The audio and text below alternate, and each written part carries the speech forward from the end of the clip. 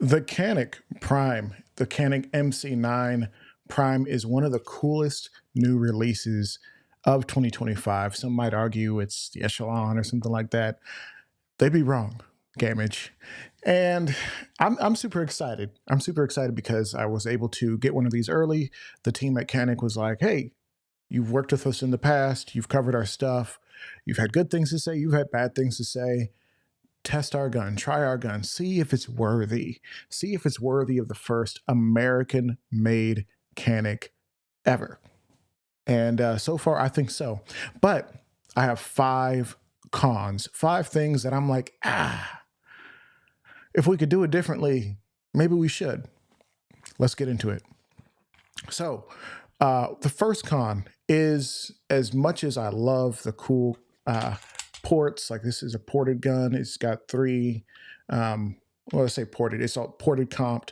The front end of this barrel is not rifled, and therefore this front end is the comp. It's like integrated comp, and then this slide is also, is it ported out comped. I don't know how to say it anymore, but the point is, it's got these really cool design features that are supposed to help give you some additional recoil control, take some of the snap out, make a skinny, lighter gun a little bit more manageable, a little bit more controllable. And I think it does that. But I don't know that it does that because there's no version of this gun that's not comped and that's not ported. And so if there was only a version of this gun that was just straight up, just give me more rifling for more accuracy and more just straight up velocity, and not this, I think it would be good, just so people can kind of pick and choose, especially considering there are some people who they like guns, but they don't like ported guns for one reason or another. One being that they're a little bit louder. So if you're at an indoor range and maybe you don't have the best ear power, it can hurt a little bit more. You don't want to lose your hearing. Referencing the humble marksman, my guy David, I watched your video and I was like, oh shoot, you're right.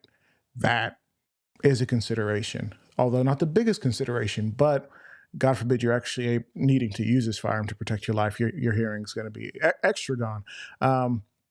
And there are some ammo considerations. Some ammo, I think it was like blazer brass. You're not really supposed to use it with comped guns. I don't know that it would interfere with this mechanism, but because of the way the the round is coated, it can kind of start shearing off parts. And apparently, do some research. I could be saying something that's incorrect, but I've shot Blazer in particular through a comped gun, and I felt particles hit my face, even though I was extended all the way out. So do a little bit of homework because that's potentially a thing. That's something I've experienced.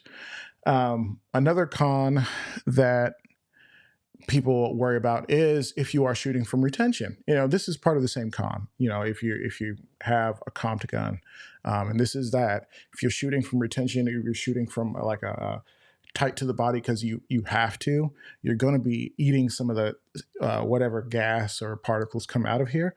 It's going to hit you in the face and potentially that could injure you. So using something to save your life isn't the best for that. I don't know anyone who's ever had to shoot like that. Just most of the people that I've seen shoot don't shoot like that, even in like self-defense scenarios. I know lots of guys who've had to defend themselves, mainly because I have a podcast where we interview those guys. But point is, it's something to consider. Some people don't like it for that reason. This old guy on the range was telling me that a spark could potentially hit your beard and set your beard on fire. That would be wild. I've never seen that before, but maybe it could happen. All right. Con number two. The holster situation is kind of wild. I'm going to show you. This is the holster that comes in the box because Canik wants to give you ultimate value. They collaborated with G Code holsters, and the one that I got kind of sucks. Makes me sound ungrateful, but I'm trying to be objective as an influencer and a reviewer and a guy who does a little bit of T&E from time to time, testing and evaluation. So this holster is not especially designed for appendix, and a lot of guys do carry appendix. It does have the options, I think, for like the outside the waistband, if you wanted to do that. But big issue that I've run into is if you're on the range actually shooting like I did for the review that I just dropped for Monday night, I put 300 rounds downrange within a span of like 2 hours. And the gun got hot. And when I went to reholster, I was feeling that heat through my pants. It's not great, especially if you want to take this gun to a course or something and actually run it. Don't use this holster, unfortunately. I guess maybe if it's an outside the waistband capacity, that's fine. But this is not going to be good for like appendix inside the waistband, mainly because the gun's exposed here, and also because it doesn't have any additional features like wings and claws and such to help you to get maximum concealment. And then here's my biggest issue. I think mine might be a lemon, because you go to take it out the holster and I have to pull with great enthusiasm to get it to come out of the holster. And so it clicks in real nicely, amazing retention. Come on. That's, you get my point? Okay. So what we got here? Number 3. Okay. Number 3. This is not this gun's fault, because this gun is relying on some older technology that's reliable, but it's based off of pretty much every other Canik platform that exists. When we talk about like the way the internals are set up, so it's not using some of the new modular systems like what SIG is using, like what Zev is using, like what Taurus is using with the GX4, or if we talk about like the Echelon from Springfield, it's not using an internal like a central control system. So you look inside, you can't remove that chassis like an all-in-one thing, like just pop it out and put it in a new grip module. So if this is not ideal for you for some reason, or if you say like, hey, I want an aftermarket grip module from like Wilson Combat, they make a good one for the 365, or if you're like, hey, I like the Icarus Precision aluminum frames, or you have limitations, being that this is a serialized component. You cannot move on from this. If you damage this, say, or anything, that's it. So if you don't like the stipple job for some reason, and it's got an excellent stipple job, but if you don't for some reason like the stipple job with aggressive front and aggressive back, very good on the sides, you shouldn't change the stipple job on this, honestly. But if you wanted to, that's it. There's no going back.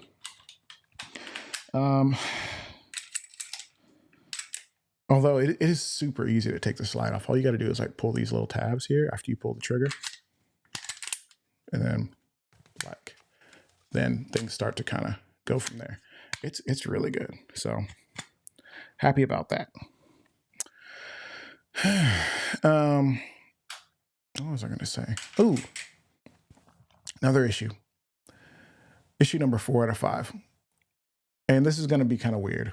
But before we get there, I want to talk about this. So this is a product that I've been using on the range. This is the SG Timer Go by Shooters Global, and it's been fantastic. And I'm actually going to be giving one of these away along with the Holosun 507 Comp. First of all, the easiest way to do it, the free way, join our Discord group, Gun Club community, and just participate, talk, share memes, joke about how SIG is having issues because, you know, it ends today or whatever. Enjoy each other's company, and that's an automatic entry to win one of these products, along with some other cool Holosun products like the Holosun Raid. I got 2 of those from our guy from Holosun. He's hooked us up. And so you enter the Discord, and then there's a little form that you can fill out when you're in there. The guys will tell you what to do. If you don't feel like being in Discord, you can basically get automatic 10 entries if you support this channel via memberships. If you support us from month to month, boom, that's 10. You just have to fill out the form, so I'll make sure to post a link. All right, back to it, because I'm sure you've already gone to collect your winnings. Let's get back to it. Number 4, the price. I'm sorry, the price. The price is good. The price reflects the value that you're getting, but we are not accustomed to Canik selling guns at such a price. Normally, they're more expensive guns like the Canik Meta. That was like $500. That was good. We were happy with that. Like, man, $500 for a double undercut, pretty good trigger, all the features. We felt like that was a good price. And it's got optic cut. Oh man, they're whipping up on freaking Glock. Now it's moved into Glock territory. Like, this is what Glocks cost, and you're getting something that's way better than a Glock, but the price is going up. So if you were really accustomed to spending, every man dollars on a gun, $450, $350, maybe 500 is a splurge. That's a lot of money for a gun. If that's your mindset, this is like every man plus $650 Scooby snacks, and you'll be good to go. And I think technically it's worth it. Like, the stuff that you would have to pay, what you would have to pay to do this to a gun is much more than the cost of this gun, and it's made in America. I think that's good, but everybody's price sensitive in a different kind of way. So I'm just grateful they sent me one, so I don't have to spend the money on it. But I think it's worth it either way. Last thing, this is kind of this hurts me to say, because I love that they do this. I love that they send a high quality box. This is like a little Pelican case. I don't know if it's actually a Pelican, but it comes with this box. Canik Prime. It's got Canik on the front logos and all that, and it's got a little section where you can basically lock it, little locking holes right there, and clip it down and secure it. This is honestly one of the best cases that you can get for a gun. Although after you get so many guns, you start having to move on to other cases to tote all your guns, right? The problem is exactly what you saw, right? If I wanted to use this to carry my gun into anywhere, like traveling or whatever, and I wanted to kind of be incognito, say I carried this in with my luggage, like through an airport or something, or into a hotel or something, it literally has the name firearm right there. If they didn't already know what Canik was, if they didn't know what the MC9 firearms. So that's not ideal for long-term use of this case. So for me, I get the case, I use it for a while, maybe I show it off to all my friends, and then I move on from the case. It's not practical for long-term usage, unless you just really like everybody to know that you got a gun in every box that you carry. So those are the big cons. Overall, if you watch my review, and you should go watch my review, I'm very high on this gun. I think it's pretty much better than the X Macro, SIG X Macro, minus some things. Because if you talk about this trigger, though, have you seen it? So let's talk about it. Oh, little bit. Oh, dude. Let's talk about this trigger, though. It's good. This is a great gun. And it runs. It runs self-defense. Bro, the amount of guys trying to outrun this gun is crazy. The amount of guys like torture testing this gun is crazy. Obviously, I will say this because, and this is probably another con, the TTI Combat had some issues. I've got a lot of comments complaining about one thing or another.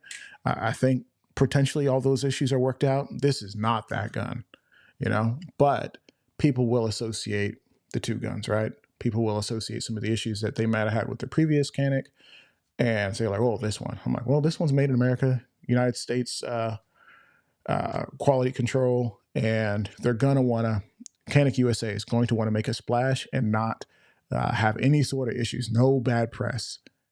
So I'm 99.9% sure most everyone's going to be really, really satisfied. And if there's any sort of isolated issue, it would be really isolated. But I'm not here to carry water for Canik. I'm just here to tell you what I think. That's what I think. Anyways, guys, this has been Gun Club. My name is Aaron, and come stream with me because we'll be live at some point this week, I think. All right, guys. Peace.